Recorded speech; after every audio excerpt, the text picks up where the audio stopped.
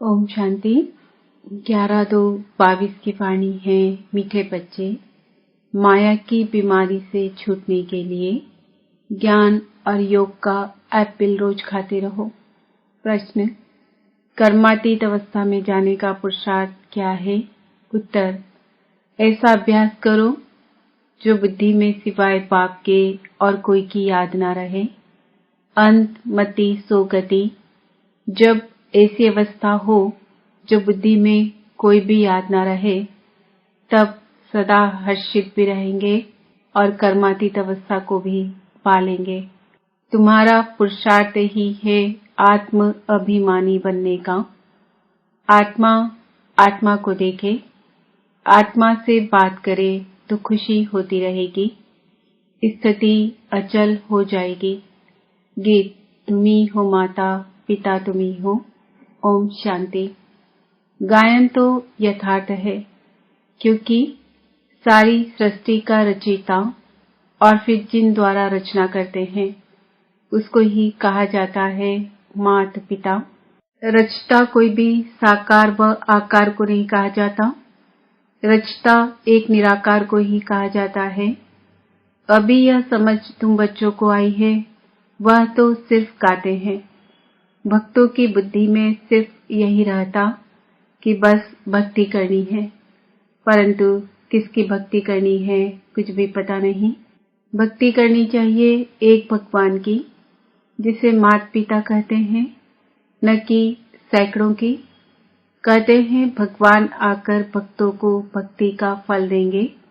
फल अथवा वर्षा एक ही बात है। बच्चा पैदा होता है तो माता पिता के वर्षे का फल मिलता है। बाकी यह गायन तो है भक्ति मार्ग का। याद करते हैं कि आकर के हमको भक्ति का फल दो। ज्ञान और भक्ति भी कहते हैं। भक्ति का फल है ज्ञान। बरोबर तुम अब जानते हो भक्ति कब से शुरू हुई है, यह कोई को पता नहीं।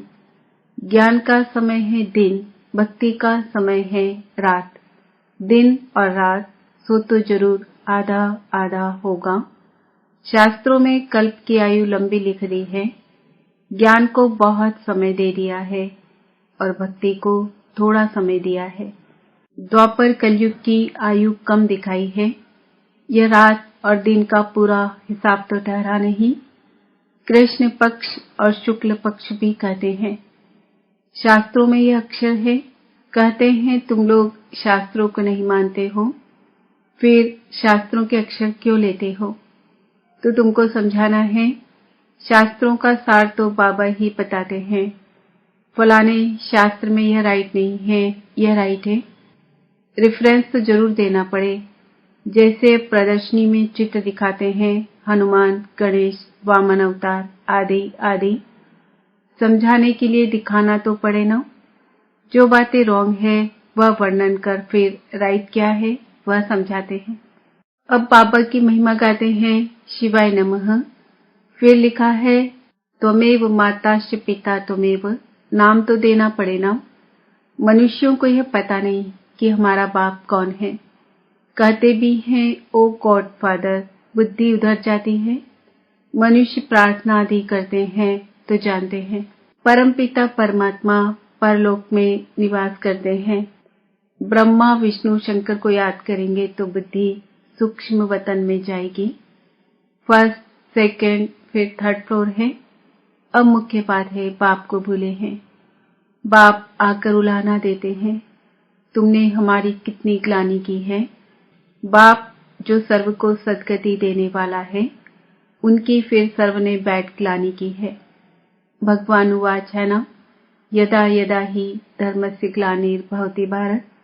भारतवासी अपने धर्म की ग्लानि करते हैं। कहते हैं ईश्वर सर्वव्यापी है, क्या सब में ईश्वर है? तो कह देते हैं कच्छ अवतार, मत्स्य अवतार, वाराह अवतार।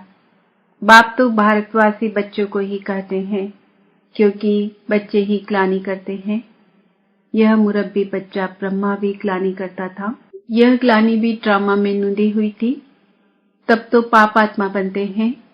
बाप ने तो सबको पावन बनाया था, क्योंकि पतित पावन है। पावन बनाकर विश्व का मालिक बनाते हैं। बनाने वाले बाप को कितनी गाली देते हैं। जब समझाते हैं तो उस समय मान लेते हैं। समाचार भी आता है, इतनों ने सही की कि बरोबर आपकी बात राइट है। अब कहते हैं श्रीमद् भगवत गीता तो भगवान की है, श्रेष्ठ ते श्रेष्ठ मत। ऊंचे ते ऊंचे की मत भी ऊंची होगी ना।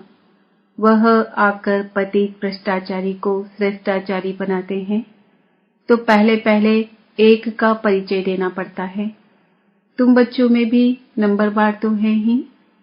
बहुत बच्चे लिखते हैं बाबा क्या करें, माया का तूफान हमको ठहरने नहीं देता है, हमको यह विकार तंग करते हैं। बाप कहते हैं तुमको इन पर विजय पानी है, नहीं तो पद भ्रष्ट हो जाएगा। शिक्षक ही अगर ऐसा कुछ काम करेंगे तो जरूर औरों को संशय पड़ेगा कि खुद की चलन तो ऐसी है और दूसरों को ऐसे समझाते हैं। विकार भी कोई सेमी होता है, सतो रजो तमो हर बात में होता है। सत्युग को सतो ऊंच कहा जाता है, कलयुग को तमो नीच कहा जाता है। दुनिया भ्रष्टाचारी कहते हैं, परंतु अपने को कोई भ्रष्टाचारी समझते नहीं है। बाप समझाते हैं इस रावण राज्य में एक भी श्रेष्ठाचारी नहीं है। समझो कोई से पूछा जाता है ऊंचे ते ऊंचा कौन, तो कहेंगे भगवान है। उनका ऑक्यूपेशन जानते हो? नहीं। या तो कहेंगे सन्यासी ही ऊंच है क्योंकि पवित्र रहते हैं, खुद भी सन्यासियों को फॉलो करते हैं, नमस्ते करते हैं। तो उनसे पूछना चाहिए सन्यासियों से भी जरूर कोई ऊंचा होगा। सन्यासी भी भगवान की साधना करते हैं। आजकल तो चित्र भी बहुत बनाए हैं, सबसे ऊंचा परमात्मा को ही रखते हैं। अब राम व कृष्ण के आगे शिवलिंग रखना यह भी बड़ाई है।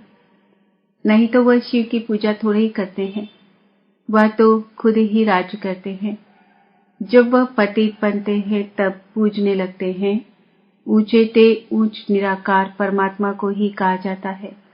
पतित पावन सर्व का सद्गति दाता, सबका लिबरेटर, अपने साथ सबको ले जाएंगे। तुम जानते हो वह हमारा बाप है। हम सब इस समय बीमार हैं। ज्ञान से एवर हेल्दी और एवर वेल्दी बन जाते हैं। कहते भी हैं रोज एप्पल खाओ तो एवर हेल्दी बन जाएंगे। यह तो तुम प्रैक्टिकल देख रहे हो। माया ने सबको बीमार बना दिया है। अब सबको हेल्दी वेल्दी बनाने वाला एक बाप ही है। सूक्ष्म वतन में भी आत्माएं हेल्दी हैं, यहाँ अनहेल्दी आत्माएं हैं। फिर मूल वतन से पहले जब आत्माएं आएंगी तो सुख ही देखेंगी। तो बाप ब्रह्मा द्वारा हमको बहुत सुख देते हैं। अब विनाश तो होना ही है। इस यज्ञ से ही विनाश ज्वाला निकली है। वो लोग राय कर रहे हैं शांति कैसे हो, परंतु यह भी कहा जाता है नर चाहत कुछ और। शांति भी तब होगी जब विनाश होगा। फिर सभी आत्माएं मुक्ति धाम में चली जाएंगी। विनाश होने के सिवाय और कोई उपाय तो हो ही नहीं सकता। यह भी उन्हों को बतावे कौन? इन भीष्म पितामह आदि को तो पिछाड़ी में ज्ञान मिलना है। मनुष्य शांति के लिए उपाय ढूंढते हैं कि आपस में मिलकर एक हो जाएं, परंतु ऐसा तो होना ही नहीं है। आगे भी विनाश हुआ था। यादव और कौरव भी थे। गीता का भगवान भी आया था। अब पतित दुनिया है, इसमें श्रेष्ठाचारी कोई हो ना सके। सबसे श्रेष्ठ है लक्ष्मी नारायण, यही सत्युग में राज्य करते थे। अब तो भ्रष्टाचार की वृद्धि होती गई है, तो जरूर विनाश होना ही है। विनाश के बाद ही सब सुख शांति को पा सकेंगे। सबको समझाना है कि हम आदि सनातन देवी देवता धर्म के हैं। पहले वही धर्म था, अब नहीं है। फिर से उसकी स्थापना हो रही है। इस समय हम ब्राह्मण हैं, न कि देवता। जब कोई भाषण करने के लिए स्टेज पर आते हैं तो कुछ न कुछ ख्याल करके विचार करके आते हैं। तो यह बोलेंगे। हमारे बच्चे तो समझते हैं क्या बोलना है। शांति स्थापन करने वाला तो एक ही सर्व का सद्गति दाता पाप है, वही लिबरेटर है। यह समय ही है सबको वापस ले जाने का। बाबा बच्चों से पूछते हैं, बच्चे तुम अपने को सत्युग में चलने के लायक समझते हो? रावण पर विजय पाई है। कहते हैं बाबा विजय पाने के लिए पुरुषार्थ कर रहे हैं। हाथ तो सब उठाते हैं क्योंकि लज्जा आती है। बाबा कहते हैं अपनी शक्ल तो देखो, कितना समय बाप को याद करते हैं। ऐसी अवस्था चाहिए जो अंत में कोई भी याद ना आए, तब अंतमति सो गति होगी। कर्मातीत अवस्था के समीप जा सकेंगे। सदा हर्षित भी तब रह सकेंगे जब दूसरों की सेवा करेंगे। तुम रूहानी सोशल वर्कर हो। तुम्हारे बिगर रूह को इंजेक्शन कोई भी लगा ना सके। गाया भी जाता है, ज्ञान अंजन सतगुरु दिया, अज्ञान अंधेरा विनाश। आत्मा को मालूम पड़ा है कि मुझे सारी सृष्टि के आदि मध्य अंत का ज्ञान मिल गया है। यह आत्मा ने कहा शरीर द्वारा ज्ञान सागर को। अब हमको वापस जाना है। यह बहुत खुशी की बात है। पुराना चोला छोड़कर नया चोला लेना है। इस कारण नाम ही है श्याम सुंदर। तुम जानते हो हम सुंदर थे, अब श्याम बने हैं, फिर सुंदर बनेंगे। बाबा सुंदर बनाते हैं, माया रावण श्याम बनाता है।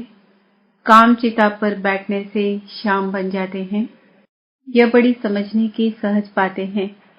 नॉलेज तो स्टूडेंट की बुद्धि में नंबरवार ही धारण होती है।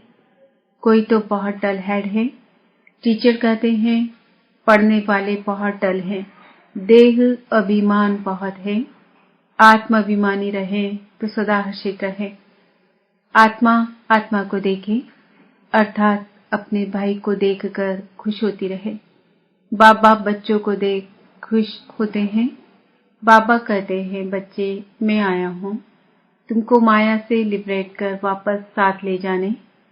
इस तन में शिव बाबा की प्रविष्टा होती है। वह भी जरूर प्रकृति के बीच में ही आएंगे। ऐसे थोड़े ही ऊपर से गंगा बहेगी। शिव की सवारी बैल पर दिखाते हैं। बैल की प्रकृति में शिव का चित्र दिखाया है। आत्मा तो जरूर प्रकृति में ही रहेगी। जो आत्मा का स्थान है जरूर वहां ही बैठेगी। गुरु लोग अपने चेले को बाजू में बिठाते हैं तो वह सदगुरु भी आकर बाजू में बैठते हैं। गुरु ब्रह्मा कहते हैं विष्णु को व शंकर को गुरु नहीं कहेंगे। वही ब्रह्मा फिर विष्णु के दो रूप बनते हैं। गुरु तो शिव को कह सकते हैं क्योंकि सबकी सदगति करते हैं। ऊंचे ते ऊंच फिर भी भगवान है। कितना अच्छी रीति समझाया जाता है। अच्छा मीठे मीठे सिकिल दे बच्चों प्रति मात पिता बाप दादा का याद प्यार गुड मॉर्निंग नमस्ते ओम शांति। धारणा के लिए मुख्य सार, सदा हर्षित रहने के लिए आत्म अभिमानी बनना है। हम आत्मा भाई भाई हैं, यह दृष्टि पक्की करनी है। रूहानी सोशल वर्कर बन आत्मा को ज्ञान का इंजेक्शन लगाना है। सबकी रूहानी सेवा करनी है। वरदान, संतुष्टता के आधार पर दुआएं देने और लेने वाले सहज पुरुषार्थी भाव। सर्व की दुआएं उन्हें मिलती है जो स्वयं संतुष्ट रहकर सबको संतुष्ट करते हैं। जहां संतुष्टता है वहां दुआएं हैं। यदि सर्व गुण धारण करने व सर्व शक्तियों को कंट्रोल करने में मेहनत लगती हो तो उसे भी छोड़ दो। सिर्फ अमृत वेले से लेकर रात तक दुआएं देने और दुआएं लेने का एक ही कार्य करो तो इसमें सब कुछ आ जाएगा। कोई दुख भी दे तो भी आप दुआएं दो तो सहज पुरुषार्थी बन जाएंगे। स्लोगन, जो समर्पित स्थिति में रहते हैं उनके आगे सर्व का सहयोग स्वतः समर्पित हो जाता है। आज का सुमान है, मैं आत्मा सहज पुरुषार्थी हूँ। मातृश्वरी जी के अनमोल महावाक्य, मनुष्य आत्मा अपनी पूरी कमाई अनुसार भविष्य प्रारब्ध भोगता है। देखो, बहुत मनुष्य ऐसे समझते हैं हमारे पूर्व जन्मों की अच्छी कमाई से अभी ये ज्ञान प्राप्त हुआ है, परंतु ऐसी बात है ही नहीं। पूर्व जन्म का अच्छा फल है, यह तो हम जानते हैं। कल्प का चक्र फिरता रहता है, सतो रजो तमो बदली होता रहता है, परंतु ड्रामा अनुसार पुरुषार्थ से प्रारब्ध बनने की मार्जिन रखी है। तब तो वहां सतयुग में कोई राजा रानी, कोई दासी, कोई प्रजापति पाते हैं। तो यही पुरुषार्थ की सिद्धि है। वहां द्वेष ईर्ष्या होती नहीं, वहां प्रजा भी सुखी है। राजा रानी प्रजा की ऐसी संभाल करता है जैसे माँ बाप अपने बच्चों की संभाल करता है। वहां गरीब साहूकार सब संतुष्ट है। इस एक जन्म के पुरुषार्थ से 21 पीढ़ी के लिए सुख भोगेंगे। यह है अविनाशी कमाई। जो इस अविनाशी कमाई में अविनाशी ज्ञान से अविनाशी पद मिलता है। हम अभी सत्युग की दुनिया में जा रहे हैं। यह प्रैक्टिकल खेल चल रहा है। यहाँ कोई छू मंत्र की बात नहीं है। अच्छा, ओम शांति।